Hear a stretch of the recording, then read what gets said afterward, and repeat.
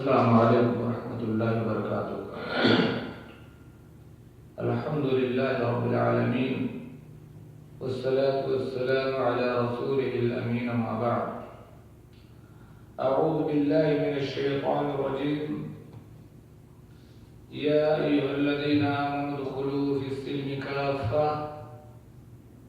ولا تتبعوا خطوات الشیطان انہ لکم عدو مبین۔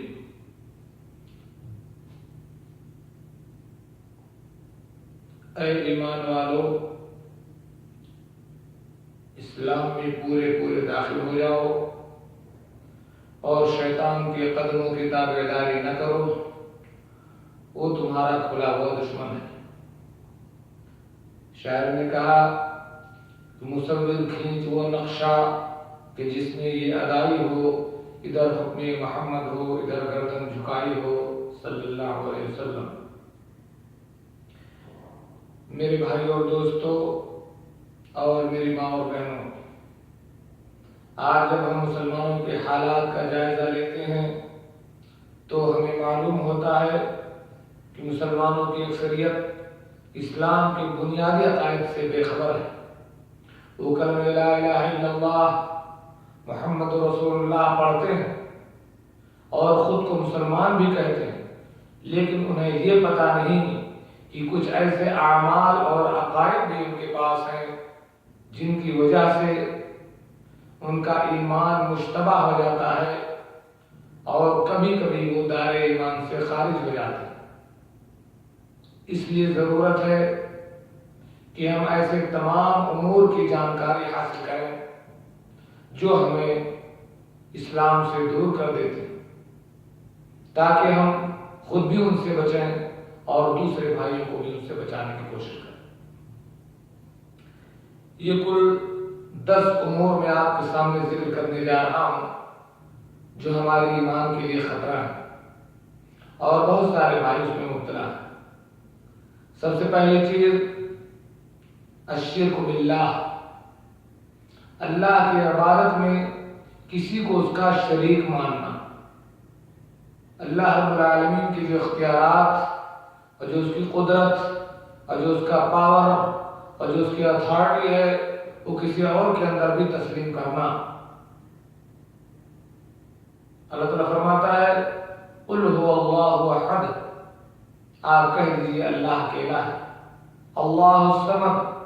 اللہ بے نیاز ہے، لم یلد، نہ اس نے کسی کو جنا، یعنی اس کا کوئی بیٹا بیٹی نہیں، ولم یولد، نہ وہ جنا گیا، یعنی اس کا کوئی باپ، اس کی کوئی ماں نہیں، وَلَمْ يَكُنْ لَهُ كُفُوًا أَحَدٌ، اور نہ اس کا کوئی ہمسر، اس کا کوئی برابری کرنے والا اور اس کا کوئی شریک۔ اگر اللہ رب العالمین کے ساتھ کسی اور کو اس کا برابر، اس کا شریک، اس کا ہمسر، اس کا پارٹنر مان کر کے اس کی عبادت کی جاتی ہے تو اسی کا نام شرک ہے جو ہمیں اسلام سے خارج کرتا ہے، اور یہ بہت بڑا جرم ہے۔ اللہ تعالیٰ فرماتا ہے ان اللہ لا یغفر ان یشرک بہ ویغفر ما دون ذلک لمن یشاء، سورہ النساء آیت نمبر 48۔ یقیناً اللہ تعالی اپنے ساتھ شرک کیے جانے کو نہیں بخشتا اور اس کے سوا جسے چاہے بخش دیتا ہے۔ یہ بھی فرمایا انہ من یشرک باللہ فقد حرم اللہ علیہ الجنۃ ومأواہ النار، سورہ مائدہ آیت نمبر 72۔ جس نے اللہ کے ساتھ کسی کو شریک ٹھہرایا اس پر اللہ نے جنت حرام کر دی، اس کا ٹھکانہ جہنم ہے اور ایسے ظالموں کا کوئی مددگار۔ بھائیو اور دوستو، یہ شرک کیا ہے آپ کو معلوم ہونا چاہیے۔ کسی کو بااختیار سمجھتے ہوئے، مثلا فوت شدہ اولیاء اور صالحین کو بااختیار سمجھتے ہوئے ان سے دعائیں کرنا، ان سے مدد مانگنا، مشکل میں ان کی دہائی دینا، ان کے لیے نظر ماننا، قربانی پیش کرنا، یہ ساری چیزیں شرک میں داخل ہیں اور یہ ہمیں دائرہ اسلام سے خارج کر دیتے ہیں۔ علامہ حالی مرحوم نے کہا تھا کہ کرے غیر گر بت کی پوجا تو کافر، جھکے آگ پر بہر سجدہ تو کافر، جو ٹھہرائے بیٹا خدا کا تو کافر، کواکب میں مانے کرشمہ تو کافر، مگر مومنوں پر کشادہ ہے راہیں، پرستش کریں شوق سے جس کی چاہیں، اماموں کا رتبہ نبی سے بڑھائیں اور نبی کو جو چاہیں خدا کر دکھائیں، مزاروں پہ دن رات نظریں چڑھائیں، شہیدوں سے جا جا کے مانگیں دعائیں، نہ توحید میں کچھ خلل اس سے آئے، نہ اسلام بگڑے نہ ایمان جائے۔ دوسری چیز جو ہمارے ایمان کو برباد کرتی ہے وہ ہے اللہ کے اور بندوں کے بیچ میں ایسا وسیلہ مان کر کے ان بندوں سے دعائیں کرنا جس وسیلے کا ثبوت قرآن و سنت اور سلف سے نہیں، یعنی ان لوگوں کے اندر پوری اتھارٹی، پورا اختیار، اللہ کی پوری صفات نہیں ماننا، بھلے نہیں ماننا، لیکن اللہ اور اپنے بیچ میں ان کو وسیلہ سمجھنا، اس وسیلے کے بغیر کوئی دعا اللہ رب العالمین سے نہیں کرنا، ان کو وسیلہ مان کر کے ان سے دعا کرنا، مشکل میں ان کو پکارنا، ان سے درخواست کرنا، ان سے شفاعت کا سوال کرنا، اور یہ سمجھنا کہ بغیر ان کی وسیلے کے اللہ تبارک و تعالی ہماری کوئی چیز نہیں سنتا کیونکہ ہم گنہگار ہیں۔ یہ بھی شرک ہی میں داخل ہے اور کھلا ہوا شرک ہے، بلکہ یہ وہی شرک ہے جو مکہ کے مشرکین کرتے تھے۔ جب ان سے کہا جاتا تھا کہ تم ان بتوں کی عبادت کیوں کرتے ہو تو وہ جواب دیتے تھے ما نعبدهم الا ليقربونا الى الله زلفى، ہم ان کی عبادت صرف اس لیے کرتے ہیں کہ یہ بزرگ اللہ کی نزدیکی کے مرتبے تک ہمارے رسائی کرا ہے، اور یہ بھی کہتے تھے کہ هؤلاء شفعاؤنا عند اللہ، یہ بت ہمارے لیے اللہ کے ہاں سفارشی ہیں، اور یہی بات تقریباً ہمارے وہ مسلمان بھائی کہتے ہیں جو قبروں پر جھکے ہوئے ہیں، انہیں کو مشکل کشا سمجھتے ہیں، ان سے دعائیں مانگتے ہیں، ان کو شفاعت کرنے والا سمجھتے ہیں، تو یہ چیز بھی ہمیں دائرہ ایمان سے خارج کر سکتی ہے۔ تیسری چیز، مشرک کو مشرک نہ ماننا یا اس کے کفر اور شرک میں شک کرنا یا اس کے مذہب کو بھی صحیح سمجھنا، یہ بھی ایک مسلمان کے لیے خطرناک ہے، اور جو کوئی مسلمان کافر کو کافر نہ مانے یا اس کے کافر ہونے میں شک کرے یا کافر کے دین کو بھی صحیح سمجھے، ایسا مسلمان حقیقت میں مسلمان ہے۔ ہم یہ نہیں کہتے کسی کو کافر کہہ کر کے بلاؤ، کسی کو مشرک کہہ کر کے بلاؤ، لیکن ہمارا جو عقیدہ، ہم کو جو منہج قرآن و سنت نے دیا ہے اسلام کا، اسلام سے ہٹ کر کے جو بھی دھرم کے ماننے والے ہیں، چاہے وہ یہودی ہوں، چاہے نصرانی ہوں، چاہے سکھ ہوں، چاہے بدھسٹ ہوں، چاہے ہندو دھرم کے لوگ ہوں، یہ سارے کے سارے لوگ جو اسلام کے علاوہ دوسرے ہیں، یہ ہمارا عقیدہ ہے کہ یہ کفر۔ اب ان کو اس کو کفر نہ ماننا یا ان کے کفر میں شک کرنا یا ان کے مذہب کو بھی صحیح سمجھنا، یہی ہمارے ایمان کے لیے خطرہ ہے، اور اگر ہم ایسا سمجھتے ہیں تو ہم خود مسلمان ہیں، کیونکہ ایسا سمجھنا حقیقت میں قرآن و سنت اور اجماع مسلمین کا انکار کرنا ہے۔ تو قرآن نے انہیں کافر کہا، سنت نے انہیں کافر کہا، اجماع مسلمین نے انہیں کافر کہا۔ اللہ تعالیٰ نے فرمایا ان الدین عند اللہ الاسلام، بے شک اللہ کے نزدیک دین صرف اسلام، اسلام کے علاوہ جو بھی دھرم اپنائے گا غلط ہے۔ فرمایا وَمَن يَبْتَغِ غَيْرَ الْإِسْلَامِ دِينًا فَلَن يُقْبَلَ مِنْهُ، آل عمران آیت نمبر 85، اسلام کے علاوہ جو کوئی اور راستہ تلاش کرے گا اسے ہرگز نہیں قبول کیا جائے گا، کسی بھی دھرم کا ہو۔ مسلم شریف کی حدیث ہے، رسول اللہ صلی اللہ علیہ وسلم نے فرمایا لا يسمع بی یہودی ولا نصرانی ثم لم يؤمن بی الا دخل النار، میری نبوت کے بارے میں جو بھی سنے یہودی ہو یا نصرانی ہو یا کوئی اور ہو پھر میرے اوپر ایمان نہ لائے وہ جہنم جائے. اس کا مطلب یہ نہیں، جیسا کہ میں نے بتایا، اس کا مطلب یہ نہیں کہ کسی کافر یا مشرک کو کافر یا مشرک کہہ کر کے آپ بلائیں، بلکہ یہ عقیدہ رکھا جائے کہ یہ لوگ اسلام کا اقرار نہ کرنے یا فلاں فلاں عقیدے اور اعمال کی بنا پر کافر ہیں. البتہ بعض مسلمانوں میں جو فرقے پائے جاتے ہیں، جو شبہات اور غلط فہمی پر جو لوگ کفر و شرک میں مبتلا ہیں اور ان کے اندر کفریہ عقائد ہیں، اگر کوئی مسلمان انہیں کافر نہ کہے یا ان کے کفر میں توقف کرے تو ہم اسے کافر نہیں کہتے. اسی طریقے سے چوتھی چیز جو ہمارے ایمان کے لیے خطرہ ہے،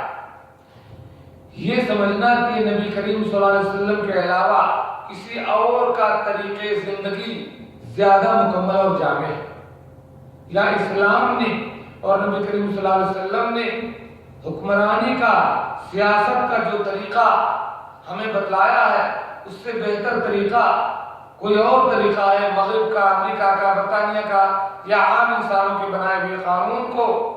اسلام کے طریقے زندگی سے اچھا اور جامع سمجھنا. جو لوگ طاغوتی نظام اور انسانوں کے بنائے ہوئے قانون کو رسول اللہ صلی اللہ علیہ وسلم کے پیش کردہ نظام پر ترجیح دیتے ہیں، ایسے لوگ کافر ہیں. یہ کفر ہے. اللہ تعالیٰ فرماتا ہے وَمَن لَّمْ يَحْكُم بِمَا أَنزَلَ اللَّهُ فَأُولَٰئِكَ هُمُ الْكَافِرُونَ. سورہ مائدہ آیت نمبر 44. جو لوگ اللہ کے نازل کردہ قانون کے مطابق فیصلہ نہ کرے وہ کافر. ایک جگہ فرمایا فَأُولَٰئِكَ هُمُ الْفَاسِقُونَ، وہ لوگ فاسق ہیں. ایک جگہ فرمایا فَأُولَٰئِكَ هُمُ الظَّالِمُونَ، وہ لوگ ظالم ہیں. چنانچہ اس میں تفصیل ہے، اگر کوئی انسانی قانون کے مطابق فیصلہ کرتا ہے اور یہ عقیدہ رکھتا ہے کہ یہ انسانی قانون اسلامی شریعت کے قانون سے بہتر ہے تو وہ کافر ہے. کھلا پھر اس نے قرآن کو کہا مانا، پھر اس نے اللہ کے رسول کو کہا مانا، پھر کیوں اپنے آپ کو مسلمان کہتے ہیں؟ نمبر 2، اسی طرح اگر کوئی انسانی قانون کے مطابق فیصلہ کرتا ہے اور یہ عقیدہ رکھتا ہے کہ یہ انسانی قانون شریعت اسلامیہ کے قانون کے برابر ہے تو بھی کافر ہے. کیونکہ اسلامی قانون کا مقابلہ کوئی قانون نہیں کر سکتا. انسانوں نے قانون بنائے ہیں، انہیں پتہ نہیں کہ انسانوں کی ضروریات کیا ہیں، لیکن اللہ نے جو قانون انسانوں کے لیے بنایا ہے تو چونکہ اللہ انسانوں کا پیدا کرنے والا ہے اس لیے اللہ بہتر جانتا ہے کس انسان کے لیے کیا قانون ہونا چاہیے. تیسری بات، اسی طرح اگر کوئی انسانی قانون کے مطابق فیصلہ کرتا ہے اور یہ عقیدہ رکھتا ہے کہ یہ انسانی قانون کی اسلامی شریعت کا قانون انسانی قانون سے اچھا ہے لیکن انسانی قانون پر بھی عمل کرنا جائز ہے، انسانی قانون پر بھی فیصلہ کرنا جائز ہے، یعنی وہ یہ مانتا ہے کہ اسلامی شریعت ہی سب سے اچھا قانون ہے لیکن انسانوں کے بنائے ہوئے قانون کے مطابق بھی فیصلہ کرنا جائز ہے. اگر وہ ایسا عقیدہ رکھتا ہے تب بھی وہ کافر ہے. چوتھی بات غور سے سنیں، اگر وہ یہ عقیدہ رکھتا ہے کہ اسلامی شریعت کا قانون ہی واجب ہے، اس پر عمل کرنا ضروری ہے، دوسرے سارے قوانین غلط ہیں، پھر بھی نفس کے دباؤ میں، شیطان کے دباؤ میں یا کسی اور دباؤ میں اگر وہ شریعت کا قانون چھوڑ کر کے انسانی قانون کی پابندی کرتا ہے تو اسے کافر نہیں کہا جائے گا، وہ گناہ کبیرہ کا مرتکب ہوگا. اب آئیے ہم پانچویں بات کی طرف آتے ہیں جو ہمارے ایمان کے لیے خطرہ ہے. پانچویں بات، اگر کوئی شخص نبی کریم صلی اللہ علیہ وسلم کی لائی ہوئی شریعت میں سے کسی چیز کو ناپسند کرے، اس سے نفرت کرے، اسے اچھا نہ لگے، اب بھلے ہی اس پر عمل کرتا تو وہ بھی کافر ہے. مثال کے طور پر ایک شخص نماز سے نفرت کرتا، نماز کو پسند نہیں کرتا، پھر بھی وہ اگرچہ نماز پڑھتا ہے لیکن گویا کہ وہ کافر. ایک شخص عورتوں کے لیے اسلام نے جو پردہ مقرر کیا حجاب، اس حجاب کو ناپسند کرتا ہے، اس سے نفرت کرتا ہے، تو اگر جو مسلمان گھر میں پیدا ہوا لیکن چونکہ اسلامی شریعت کے ایک قانون کو ناپسند کرتا ہے اس لیے وہ کافر ہے، بھلے ہی وہ مجبوراً پردہ کروائے، لیکن اگر اندر سے وہ کسی اسلامی قانون کسی چیز سے اسلام سے نفرت کرتا ہے تو وہ مسلمان نہیں۔ اللہ تعالیٰ فرماتا ہے ذَلِكَ بِأَنَّهُمْ كَرِهُوا مَا أَنزَلَ اللَّهُ فَأَحْبَطَ أَعْمَالَهُمْ۔ منافقین کے بارے میں فرمایا سورہ محمد آیت نمبر 9 میں کہ کیونکہ انہوں نے اس چیز کو ناپسند کیا جسے اللہ نے نازل کیا ہے تو اللہ نے ان کے اعمال ضائع کر دیے۔ تو جب آپ ناپسند کرتے ہیں تو مسلمان کہاں؟ مسلمان تو وہ ہے جو کہتا ہے رضیت باللہ ربا وبالاسلام دینا وبمحمد صلی اللہ علیہ وسلم نبیا، میں اللہ کو رب مان کر کے راضی ہو گیا، اسلام کو طریقے زندگی مان کر راضی ہو گیا، اور محمد صلی اللہ علیہ وسلم کو اپنا رب مان کر راضی ہو گیا۔ تو جب آپ نفرت کر رہے تو مسلمان کہاں؟ چھٹی چیز جو ہمارے ایمان کو برباد کر کے کافر بناتی ہے وہ ہے رسول اللہ صلی اللہ علیہ وسلم کے دین کی کسی چیز کا، کسی جز کا، کسی سزا کا، کسی جزا کا مذاق اڑانا، کیونکہ ایسا کرنے والا مرتد ہو جاتا ہے۔ دین کا مذاق اڑائے یا دین کی پابندی کی وجہ سے کسی مسلمان کا مذاق اڑائے، کسی کی نماز کا مذاق اڑائے، کسی کی داڑھی کا مذاق اڑائے، کسی سے ٹخنے کے اوپر پاجامے کا مذاق اڑائے، کسی کی تلاوت قرآن کا مذاق اڑائے، تو ایسا آدمی بھی کافر ہے، کیونکہ حقیقت میں وہ اس آدمی کا نہیں بلکہ اس اللہ کے رسول کا مذاق اڑا رہا ہے جن کی اتباع میں وہ شخص دین کا پابند ہے۔ منافقین میں سے بعض نے ایسی حرکت کی، قرآن نے انہیں کافر کہا۔ اللہ فرماتا ہے قل اب اللہ وآیاتہ کنتم تستہزئون لا تعتذروا قد کفرتم بعد ایمانکم، سورہ توبہ آیت نمبر 66۔ اے نبی آپ کہہ دیجئے کیا تم لوگ اللہ اور اس کی آیتوں کا، اس کے رسول کا مذاق اڑایا کرتے ہو؟ اب عذر لم بیان نہ کرو، تم لوگ تو ایمان کے بعد کافر ہو گئے۔ ساتویں چیز جو ہمارے ایمان کو تباہ کرنے والی ہے وہ ہے جادو، اپنی مختلف نوعیت کے ساتھ جادو سیکھنا یا سکھانا، چاہے وہ جادو صرف ہو یا عطف۔ صرف کا مطلب یہ ہے کہ کسی پسندیدہ چیز سے نفرت دلانا، میاں بیوی میں نفرت ڈال دینا، یا کسی ناپسند چیز کی طرف مائل کر دینا، اس سے محبت ڈال دینا۔ بہرحال جس نے جادو کیا یا اس سے رضامند ہوا وہ کافر ہے، کیونکہ اللہ تعالیٰ نے جادو کو کفر کہا اور جادوگر کی سزا ہے قتل ہے، وہ مرتد مانا جائے گا اسلام سے۔ اللہ تعالیٰ فرمایا